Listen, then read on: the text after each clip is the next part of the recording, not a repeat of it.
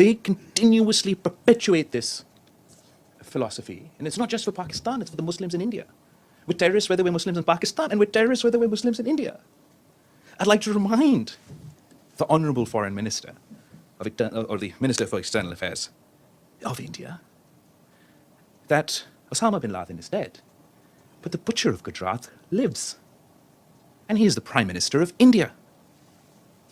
He was banned from entering this country until he became Prime Minister.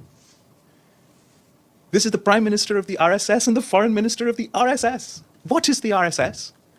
The RSS draws its inspiration from Hitler's SS. She brought out there. Could you come to the question? My question is, how long South Asia is going to see this terrorism and disseminating from New Delhi, Kabul, and Pakistan? How long they are going to be at war? Number one, and secondly, how about the UN Security Council resolutions on Kashmir? Does India abide by it or not? You're asking the wrong minister when you say how long will we do this, because it is the ministers of Pakistan who will tell you how long Pakistan intends to practice terrorism. So मैं भारत सरकार की नीति बहुत स्पष्टता से इस सदन के माध्यम से देश की जनता के सामने रखना चाहता हूं। जो दादा आपको भाषण करना है तो मैं बैठ जाता हूं, 10 मिनट बोलिए। इतने सीनियर सांसद होकर बीच में टोका टोकी करना ना आपकी उम्र के लिए अच्छा है ना आपकी सीनियोरिटी के लिए अच्छा है। क्रोधित नहीं होता हूं भैया, समझाता हूं। कई बार समझाना पड़ता है बड़ों को भी। In the last 8 years, the government under the leadership of the Prime Minister, ably led by the Home Minister Amit Shah ji, has effectively handled the war on drugs in an unprecedented manner. Some members from the opposition were making some questions on what has been the result of this war on drugs. In the last 8 years, Speaker sir, nearly 200% more cases have been registered compared to 2006 and 2013. This is a 260% increase in the number of arrests in the last 8 years under the leadership of Amit Shah ji. The quantity of drugs that have been seized has more than doubled. Between 2006 and 2013, 1.5 lakh kg of drugs were seized. But between 2014 and 2022, 3.3 lakh kgs of drugs have been seized, and this is the effectiveness of the war on drugs. Speaker, sir, from 2006 to 2013, drugs worth 768 crore were caught. But in the last 8 years, the government India's war on drugs has captured and destroyed drugs worth 20,000 crore rupees, and the credit for this must go to the Honorable Home Minister for leading this battle from the front. How about Kulbhushan? First of all, India and Pakistan have been accusing each other about terrorism. Hina Rabbani, as you said, yesterday, she brought out there. Could you come to the question? My question is, how long South Asia is going to see this terrorism and disseminating from New Delhi, Kabul, and Pakistan? How long they are going to be at war? Number one, and secondly, how about the UN Security Council resolutions on Kashmir? Does India abide by it or not? You're asking the wrong minister when you say how long will we do this, because it is the ministers of Pakistan who will tell you how long Pakistan intends to practice terrorism.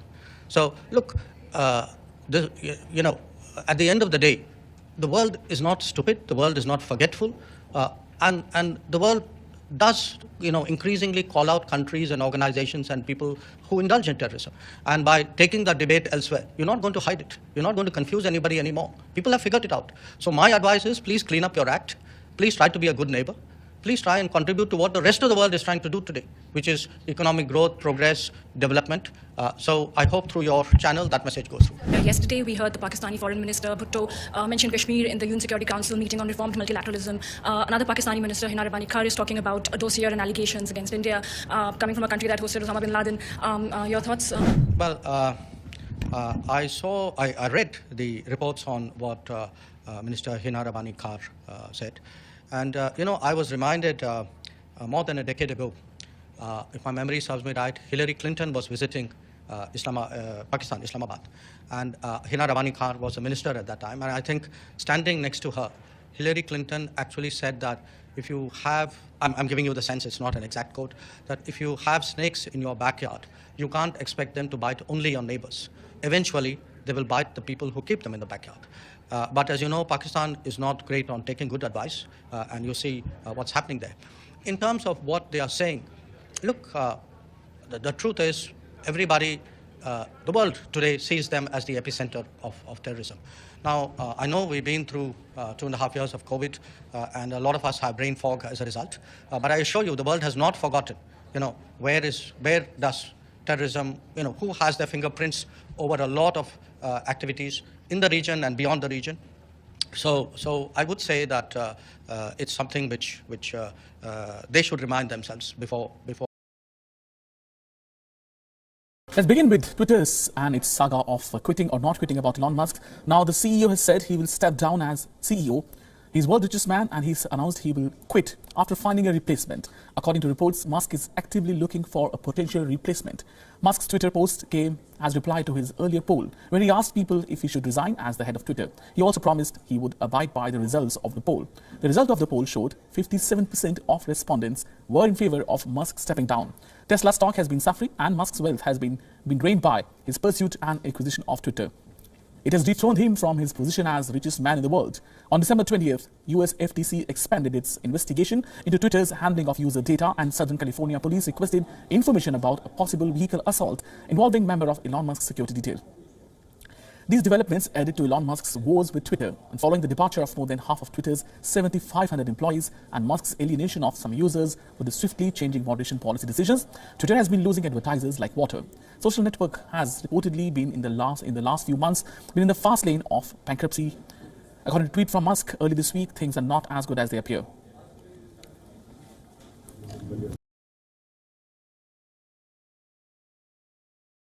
Now, world champions Argentina were forced to abandon their victory parade and do a helicopter flyover after a crowd exceeding millions brought their open-top bus to a standstill in Buenos Aires. The situation got out of control at a few places as celebrations turned into riots.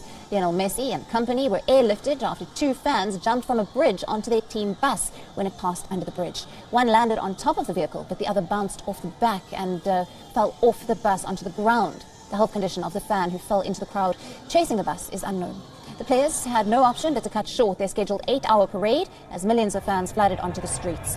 Reports suggest that 18 people were injured in the celebrations. The World Cup winning squad wasn't able to reach the iconic obelisk monument as planned because of the crowd size, which was estimated at around 4 million. Some supporters clashed with the police on the streets after the parade was abruptly cut short. The clashes began when riot police tried to remove 2 people from the top of the obelisk monument. The situation escalated after fans started throwing stones and bottles at the riot police and also lit fire. At least 13 arrests were made to control the situation. The Argentine capital has been in party mode since the La Albiceleste defeated defending champions France 4-2 on penalties in a pulsating final in Qatar on Sunday. Their first title in 36 years has helped mask economic woes in the South American nation, battling one of the world's highest inflation rates.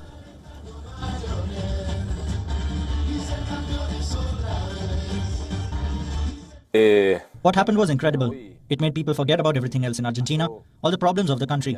Everything is left aside today. The happiness is overwhelming. Football is a sport that can leave you with the worst memories, but it can also make you forget everything weighing on you in a time.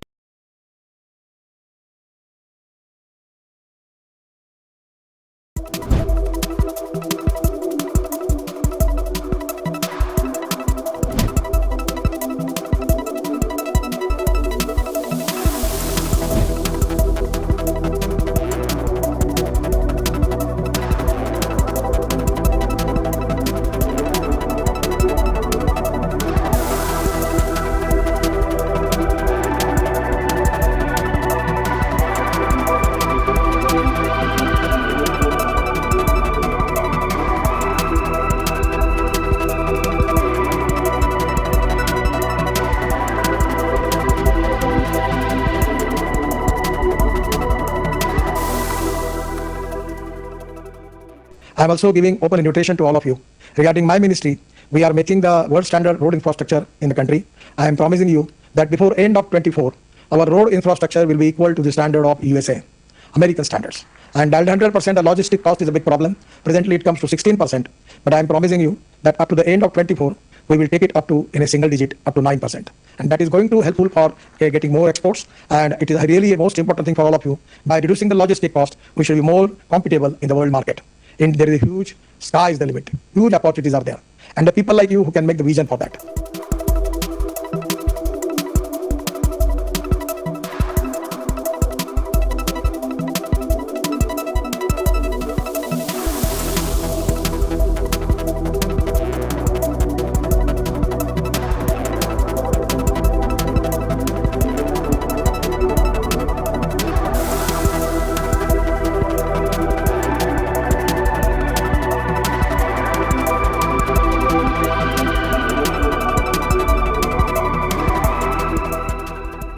The next 25 years would be the Amrit Kal for world-class infrastructure development, and creating manufacturing hubs by using cutting-edge technology is very important.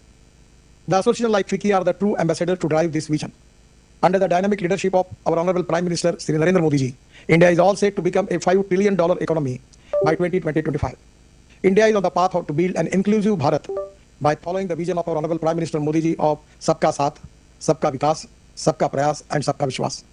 With this philosophy of all-inclusive development, our government is aiming to boost investment, economic growth and employment creation to achieve sustainable development. We need to have cooperation, coordination and communication between all stakeholders is very important. My colleague Sagai Raj is now joining me live at the moment. Sagai, this issue, despite the Home Minister's intervention, continues to rage on the Maharashtra-Karnataka border row. At the moment, we also hear that the Bommai government is likely to pass a resolution in the Karnataka Assembly's winter session.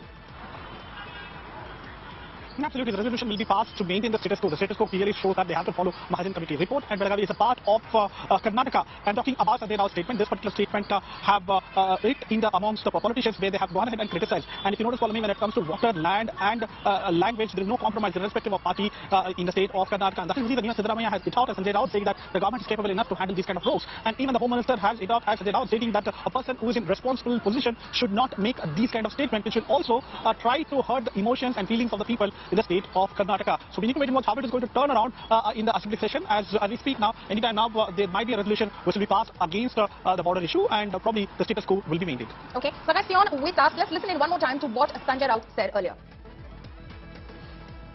वैसे तो उनकी सरकार जो दिल्ली में बैठी है वो भी इनकी भाषा करते हैं कि चाइना को इन चीज में नहीं देगी, लेकिन चाइना घुस गया है। चाइना हम भी घुसेंगे। घुसने के लिए हमें किसी की परमिशन की जरूरत नहीं है, लेकिन हम मानते हैं ये देश एक है, ये मसला बातचीत से सुलझ सकता है। My colleague Ritik Bhaikar is also joining me live from Nagpur at the moment where the Maharashtra Assembly is in session. Clearly, the opposition in Maharashtra are not letting this matter go. Ritik, despite, again, like I told Sagai as well, and now Sagai as well, despite the Home Minister's intervention to maintain status quo and to form a committee with ministers from either side to look into this border dispute, Sanjay Rao there, of course, fanning those tensions allegedly and saying that hum bhi ghusenge Karnataka mein. Yes, absolutely. The issue is not dying at all, but it is escalating every coming day because this is the third day of Maharashtra Assembly session in Nagpur. And in third day also we saw that opposition is trying to target Shinde-Fadnavis government on this issue.